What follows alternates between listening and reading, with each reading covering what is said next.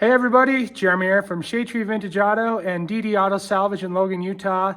And I'm going to go over this awesome 1971 Dodge Challenger 340 4-speed car with you.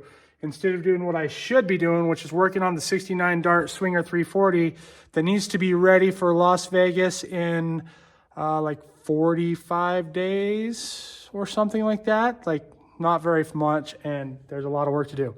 But excited about this car, and the Super Coupe is here now.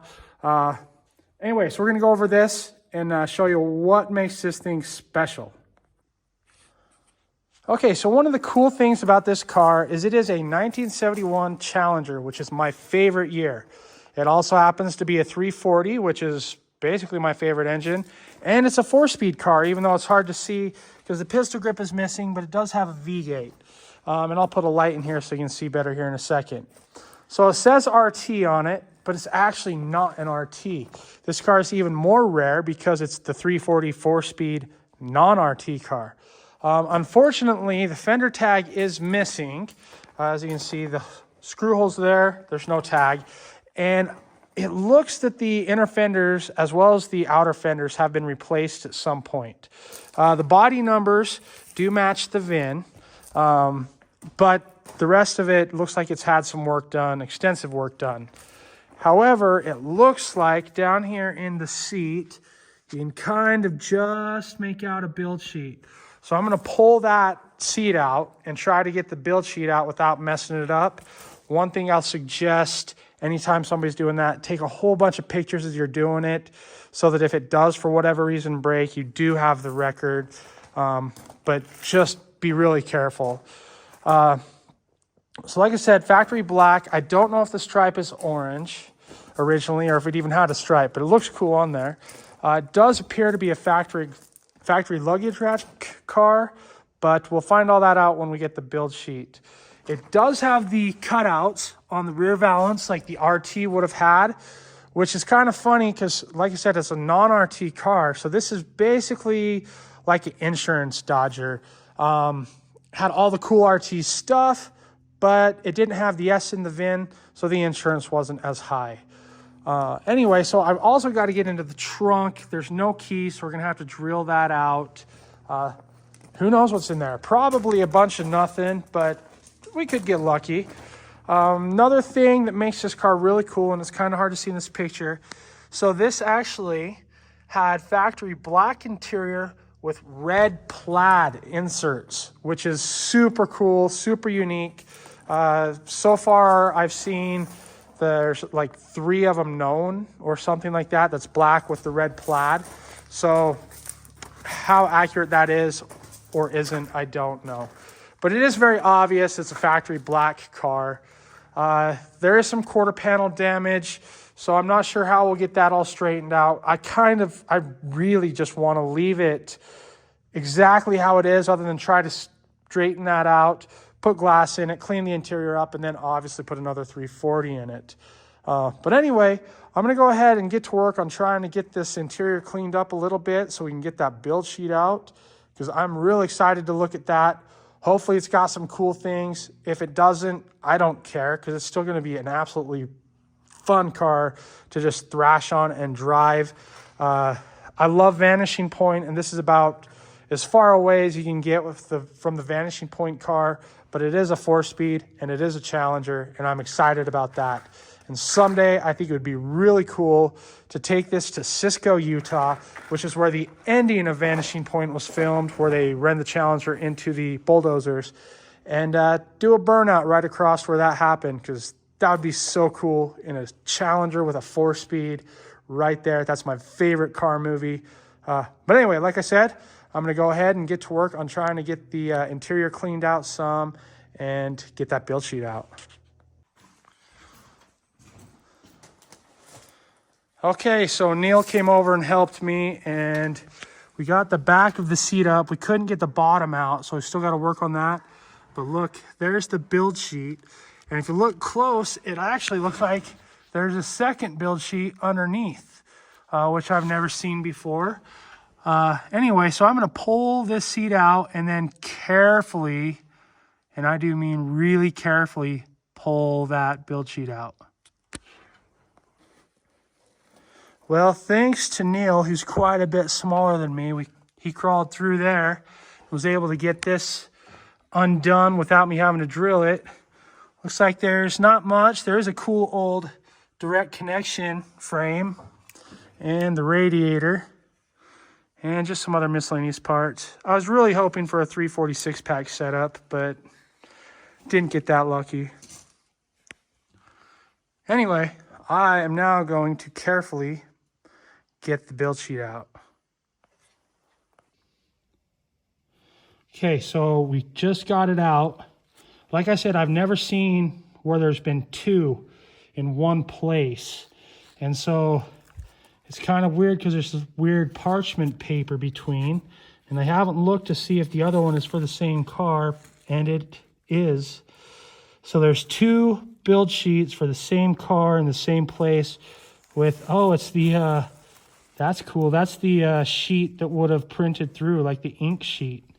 So that's pretty neat. I've never seen that before. Really kind of cool just for documentation. So now I'll take this home and actually go through it with you guys. Okay, so we're going to go over the build sheet now. This basically will tell you all of the information of the car. So I'll know what it is and what it isn't. I'm going to use this little white book that I've mentioned before. They're from Galen Govier, and I did talk to him briefly the other day, and they are reprinting this book. Highly recommend you get them. Yes, a lot of this information is available online, but this is so convenient and so easy to look everything up. You don't have to hunt or anything. It's just right here. You just open it up, and it tells you everything. So anyway, we're going to get into it. So the first thing I'm going to mention is, yes, I do have two as shown, but I'm not going to separate it because it's kind of sticky right there and I don't want to tear it up. Plus, I kind of think it's cool that they've been like this forever. So basically, as soon as I'm done with this video, I'm going to put these in a plastic sleeve where they'll be protected. And I probably will never pull them out and touch them again. These are a very important piece of documentation for the car, especially since it's missing the fender tag. This is enough information that you can have a correct and proper fender tag made for the car. But this is the original documentation for it. So we're going to go ahead and start just kind of going over it. So right here, you can see, let me zoom in. So you can see the vehicle order number. And this is the order number like from the dealer, or the factory just puts a order number on it. This is the speculated build date, which would have been August 10th of 1970, which according to Galen's book, that is a Monday. Then we're going to move it over to the VIN, which is JH, which is just basic Challenger. It's not the RT.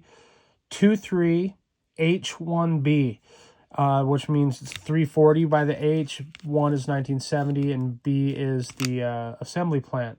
This is approximately one of 291 71 Challenger 344 speed non-RTs built.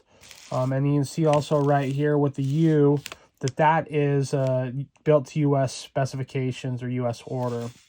So we're going to come down here. You can tell it was a 4-speed car because the D, which is trans, D21, which is on the fender tag, that tells you 4-speed. If it was like D31 or D32, then it would be automatic. This would have been E55, but it's kind of wore through. Then you've got your axle there. If there was a 1 right here, that would mean it had a sure grip. Then we're going to move over to the trim. So where it says H5X9, typically that would mean solid black. However, on Challengers, that is the code for the red like flannel inserts, which this car had.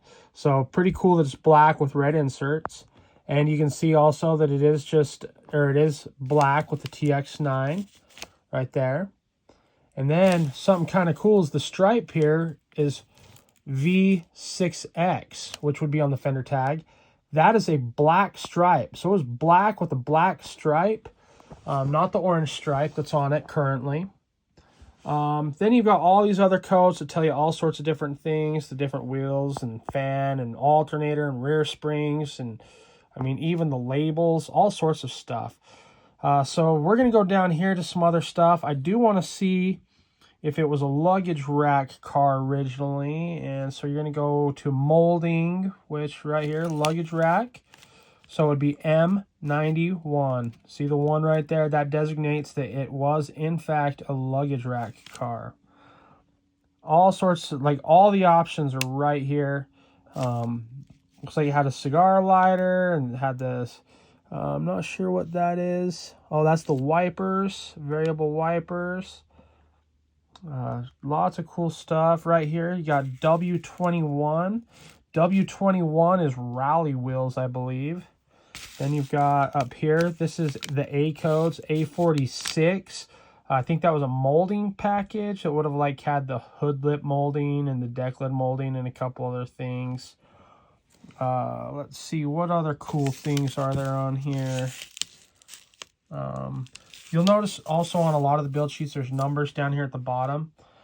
I am unaware of anybody that has any record of what those numbers mean. There's not really anything that says what they are.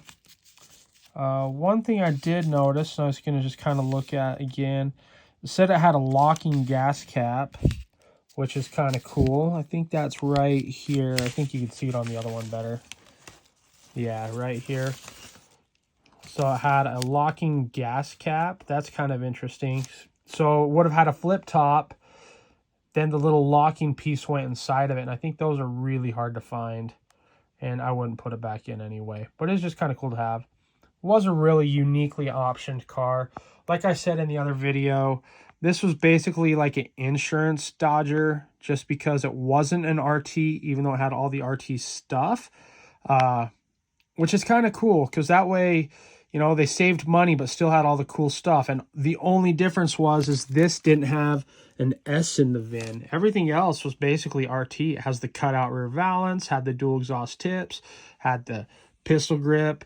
It is a console car, bucket seats, and all of that. Really, really a cool car.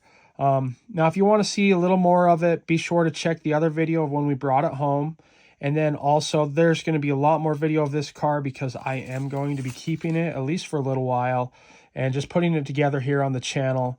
It will be down the road a little bit. We've got, you know, the 69 Dart is in front of it. We've got the Super Coupe is probably going to be the next car. Then I've got a 70 Dart GT that is all-ins. And anyway, so there's a few cars in front of it, but it's going to happen. Anyway, thanks again for watching. I hope this was informative, and I'll be sure to show you a lot more of this awesome car.